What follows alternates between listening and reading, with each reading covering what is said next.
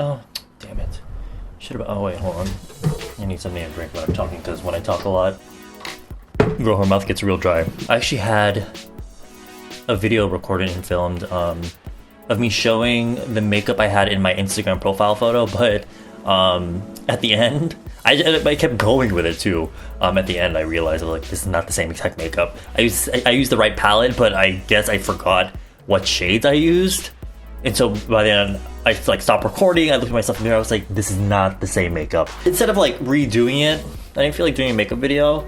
I decided to just do one of these videos in which I just sit down and talk. And talking about living, I live in Korea, but I've always made it a point on my channel to remind people that I am mostly a beauty channel, beauty channel, and I'm just a boy that likes makeup, likes to wear makeup, talk about makeup. It's almost an addiction, almost, because I do K-beauty. It makes sense to live in Korea because I get access to all this makeup. But here I am only using like 3 brands. I'm trying my hardest to like, you know, branch out. It's just that lately, like this whole year, it's been really crazy for me. So I actually haven't been buying a lot of new K-beauty stuff.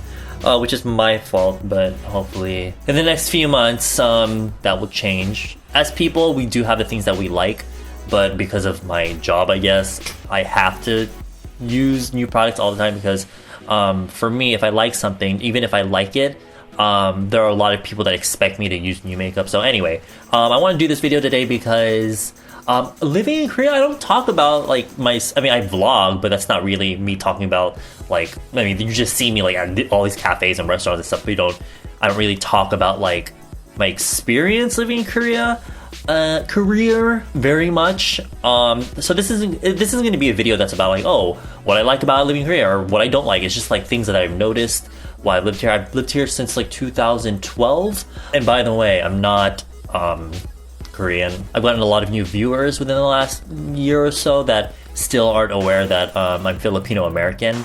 I'm from California though, so I identify as American, but by blood I'm Filipino, so to clear that up, I'm not Korean. Neither do I think I'm Korean. I got a message from someone the other day, which very kind person by the way. She was like, here, this is me defending you, blah blah blah. Apparently their friend messaged him and was like, this boy's trying too damn hard to be Korean or whatever. But in my head, I'm just like doing makeup based on these idols because for me, I felt like no one else was really doing them at the time that I started. And of course, you know, there are like K-pop idol transformation videos, but a lot of them are more meant to just like you watch it. But for me, I wanted more of like an instructional sort of thing in a way, I guess. And honestly, a lot of them happen to already look very similar to those idols, so it's easy for them to do it. But for me, I obviously have very different features. So that's the main reason I was doing K-pop. Idol makeup videos. I'm not saying I'm like the authority on like idol makeup and all that, because honestly, if you think you're better, and I'm not saying I'm better than you,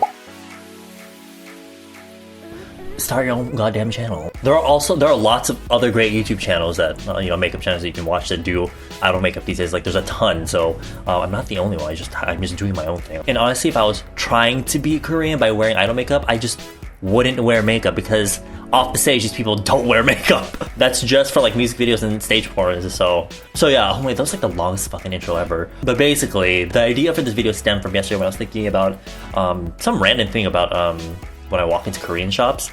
So I decided to just make a list of some things that I've noticed about living in Korea. I think I was talking to my friend about what it's like to live in Korea as a foreigner, and for me, I get this question a lot, like, oh, do Koreans like not like foreigners? I can only speak from my own experience, and for me, I think it's because I kind of look Korean. Honestly, I don't really think I look Korean, because I think if you put me up like in a line against other Koreans, I guess, I really don't think I think I would stick out a lot, but it's just that I happen to blend in more when I walk into shops, or they just assume that I'm Korean because I'm Asian, I guess.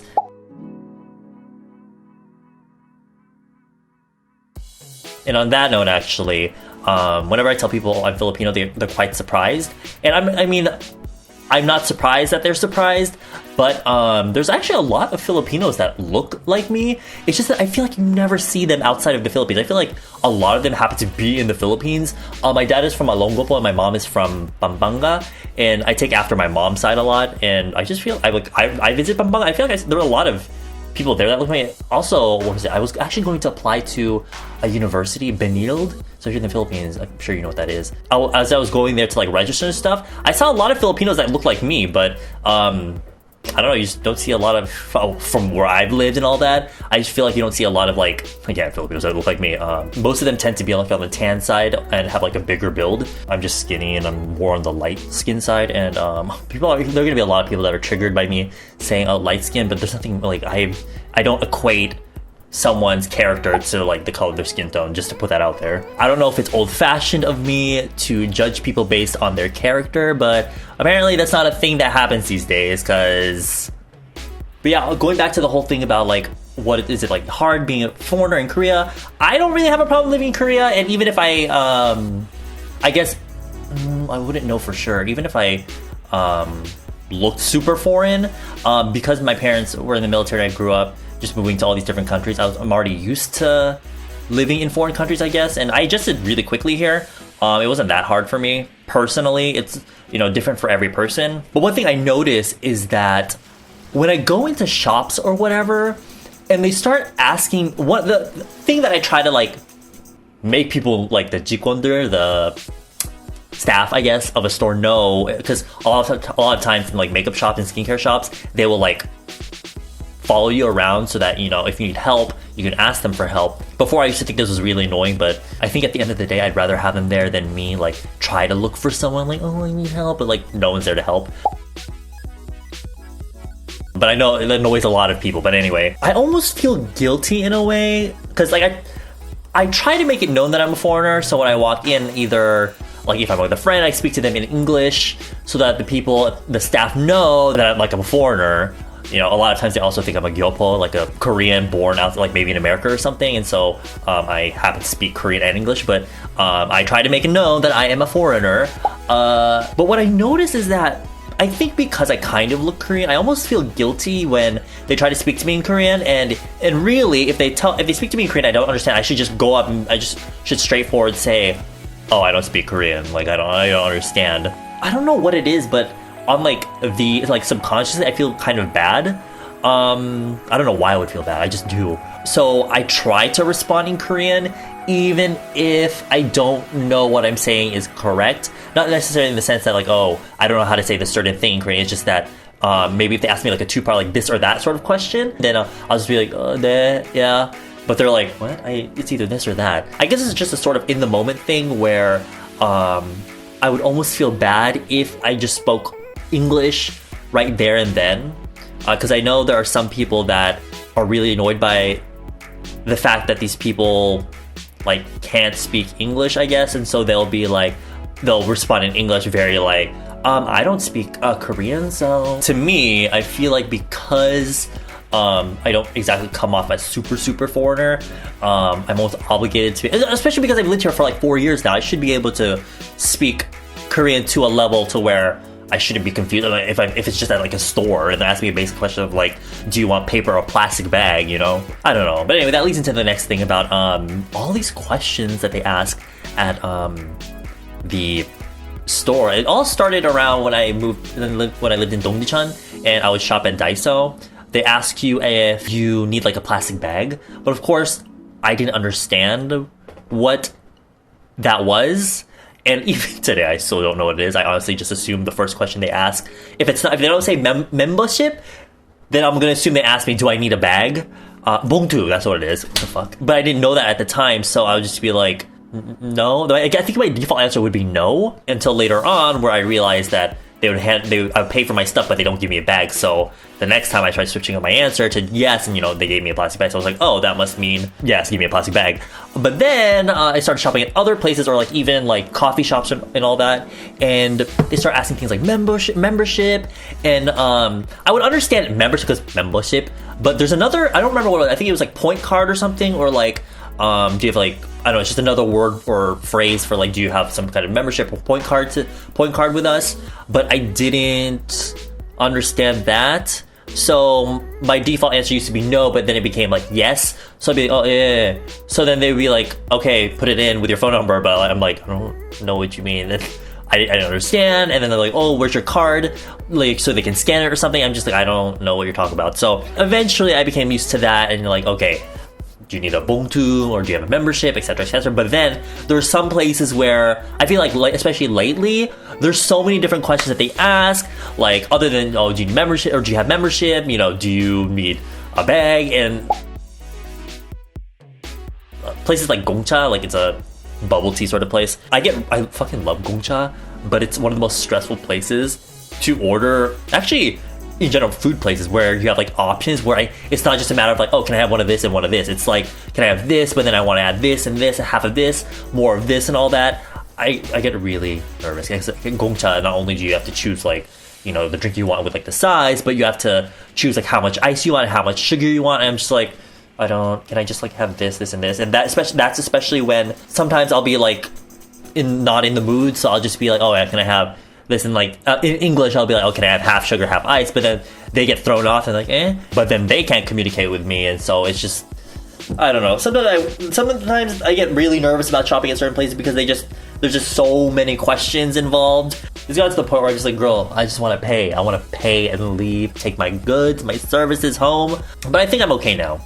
I think I'm alright, because I shop at like the same places, so like I'm used to I know what they're gonna ask me at all these places. I'm not very adventurous when it comes to visiting, but as you can tell.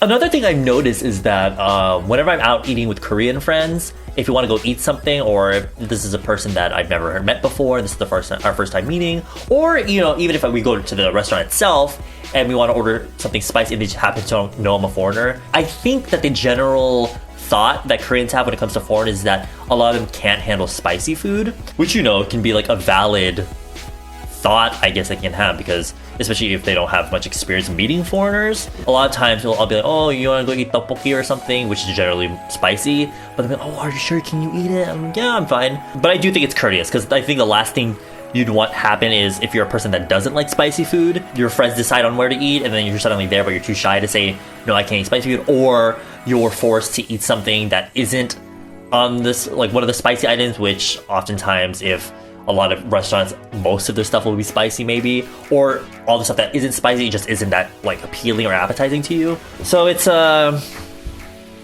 wild. Yeah, that's just one thing that I noticed when it comes to like spicy food and stuff, and like eating out with friends. Another thing that I noticed when I visited California this last summer was that strangers in Korea really don't like talking to other people, or like people don't like talking to other people in general if they don't have to. In America, oftentimes you'll be people, oh, I like your hair, or oh, I like your makeup, or oh, I like your clothes, oh, you have really nice style and all that. I mean, I make it sound like everyone compliments me. They don't. This is just like every now and then. You know, a few people are commenting on my hair. I definitely noticed that more so than in Korea. In Korea, people don't really talk to other people. They don't really compliment each other unless, let's say, maybe you go walk into a store and you have someone that's helping you or something, then they just happen to make a random comment about like, oh, you have nice hair or whatever. Other than that, you're not gonna like pass by someone randomly in the street, like, or if you're like waiting for a bus or something, people aren't gonna be like, wow, you have nice hair. In America, I feel like it's more of a thing that happens. I'm not saying that Koreans are rude or not nice, it's just that they'd rather just keep to themselves, which I'm totally fine with, because a lot of times I can be very, very awkward, because in America sometimes they want to start whole fucking conversations with you, and I'm like, another thing with like stranger interaction is, in America we often will hold doors open for people. Like, you know, when you hold the door open for someone but they're still like quite a bit far away, so they kind of like start jogging towards the door. Anyway, in Korea, people don't really hold the door. Sometimes they do. If you're close enough and they happen to be maybe like right behind you, they will, from what I noticed. But if you're like within a certain distance, they're not going to hold the door open for you, which to me, I don't really take that seriously. Like, it's whatever to me. I think it's connected to the whole like, because, you know, even though you're not really interacting with another person, there's still that bit of like acknowledgement of other people. One thing that I really like about Korea that, I don't know, you can take this one way or another, but in like the whole tipping thing, in Korea you don't have to tip anywhere when it comes to service. When I went back to America with Joan for KCON New York, I don't know why, but I forgot that we had to tip and stuff. So when I was ready to start paying, there was that line that says tip, and I was like, oh my god, I forgot, you have to tip. And for me, and also even in California, actually everywhere now, that like it looks like an iPad, and they put in the information and they like turn it around to you, and you have to type in the amount of like tip you want to give. But like, I don't know if it's just me, but like oftentimes it'll, like, I remember one time specifically I was in Little Tokyo, and I asked, like, I literally just ordered like a donut, and these donuts are already made, and they were just like this. So all he really had to do was like pull the donut out, put it in a little paper sleeve, and give it to me. But I have to pay either, and like, you don't get to choose the amount. You have to put either like $2, $5, or $10. I'm like, they give you an option to tip you $10, and that's more than the donut itself. I thought that was really fucking weird. So, you know, the way I think about it is just that, oh, I guess I'm just tipping the people that made the donut. I don't feel as such when it comes to like maybe, what is it, restaurant work, bus people, or like serving, because that seems pretty difficult. But maybe it was just California where the tipping was so high. I don't know. Some people are probably gonna hate me and be like, what a fucking asshole. But it's just that when you come to Korea, you don't have to tip or anything. They all have like a fixed salary. Oh, what else did I read? Dating culture? The dating culture in Korea. Dating is like a big thing in Korea. I feel like this is common knowledge amongst people that haven't done any research about Korea or Korean culture. Everyone loves to be in a couple and like doing the whole like cute shit when you're in a couple, where not everyone wears couple like clothing. I don't really think that's a thing these days, but people will still do it. I think it's kind of cute, I guess, when you're like, maybe you're matching concepts, but if it's like the same, I've seen people that like the same clothes, like the same patterns, and like, you know, I think that's a little overkill, but that's just me. Actually, I don't know why I wrote that down, actually, because I don't have that much to talk about. My friend was saying that the average, I don't know why he threw this in there, but he was saying the average like date time for most couples is 3 to 5 months, which I think is a little, it's kind of funny, to be honest, because it reminds you a lot of like relationships that kids have in high school or whatever. When I get the comment, oh, well, I've been with like my husband in high school, and like, all right, congrats, Brooke. Another thing I've noticed is that a lot of Koreans don't actually listen to K-pop. This is a thing I've definitely noticed over the last several years, is that it's mostly the younger, that I think I've talked about this subject before. All these groups, these smaller groups, I guess, like, I don't know, like Astro or you know, like that level of idols. I feel like people in foreign countries who have an interest in K-pop, that love to do the research, they keep up with all the people making comebacks, all the debuts, etc. They have more interest in it than Koreans themselves. Oftentimes I'll be like, oh, do you know this group? They're like, I don't know who they are. I even have a friend that's in the industry. I'm like, oh my god, like, blah, blah, blah, made a comeback. Oh my god, I love it. They're like, I have no idea who that is. Sorry. And I'm like, but it's kind of understandable. Really, the only people that listen to it are like really young kids. And I feel like for the rest of like maybe the older people, they'll often listen to people I feel like a lot of foreigners don't know. More like artists, more like older singers and things like that. So then you'll get these youngins that are, oh my god, like, how y'all, you don't know Monster X? How y'all sleeping on Monster X? And from the perspective of someone that likes K-pop, I guess, and tries to keep up with K-pop, I think that they've reached some level of success, I think. Of course, they haven't reached number 1 yet, but, you know, they have quite a number of followers, specifically overseas. But if you ask a regular Korean, a lot of times they won't know who they are. A lot of Koreans, I think, enjoy American pop music and things like that. So I can see the frustration when it comes to, like, one of your new, freshly debuted groups, like, flopping as soon as they debut. Like, why y'all sleeping on them? Oh my god, but it's just such a bop. But then they flop and they get upset about it. It's just, that's how, like, if they don't pop off in Korea, especially these days when even like the really big well-known names are flopping. To you, they might not be flopping, but in terms of like in Korea, like the charts and like sales are flopping, I don't think there's any reason to be like super upset about it, because these days everyone is flopping. That's just how it is these days. It's all about connects, all these companies and all that. A lot of it is just politics. A lot of it is politics. You'd be surprised at like the CEOs, just knowing a few people in other areas of the entertainment business, they can really fuck up other people, and it's just... Anyway, last thing I want to talk about is, and you know, to close off this thing, has to do with makeup. A lot of people see my channel, and especially I get this question a lot, like when it comes to interviews, when people want to interview me. And whenever I'm doing Q&A, it's like, oh, do Korean guys wear, you know, as much makeup as you do? And like, oh, Edward, you're really paving the way for men in makeup. And I'm like, Not really. Like in Korea, not really. It's just me. I like wearing this amount of makeup because I don't know. I enjoy, like, again, I'm a makeup enthusiast, so I really enjoy like putting on makeup, like the artistic value in terms of makeup, and like, you know, the way you can change a person's face through makeup and all that. But if we're gonna be like talking about the real, I'm not Korean, but if we're talking about real everyday Korean men, boys, at most maybe foundation, like a cushion or something, and like eyebrows. Maybe very few people, because like this number of people that wear, this number of guys that wears makeup is already so small. Maybe guys will wear, like, have shading, like contouring, but I feel like that's about it. It's never as much as me, I feel like. So again, don't get any crazy ideas thinking that like, oh, all Korean men must wear makeup. Not really. Most of them don't, actually.